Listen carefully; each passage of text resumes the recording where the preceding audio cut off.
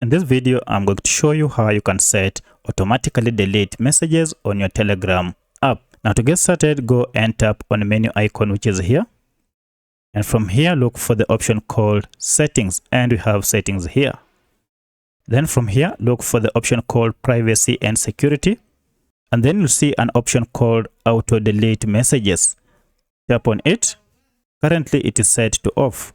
However, you can go ahead and choose the period you want your messages to auto delete. So if you want them to auto delete after 1 day, you can go ahead and choose 1 day. If you want after 1 week, you can go ahead and choose 1 week. If you are sure with your selection, go ahead and tap on enable. Now from here, after every week, all the messages on your Telegram app will be deleted automatically. So that's how you set auto delete messages on your Telegram app. So if this video is helpful to you, kindly hit the like button and subscribe to this channel to support me. Thank you for watching, and let's meet in the next video.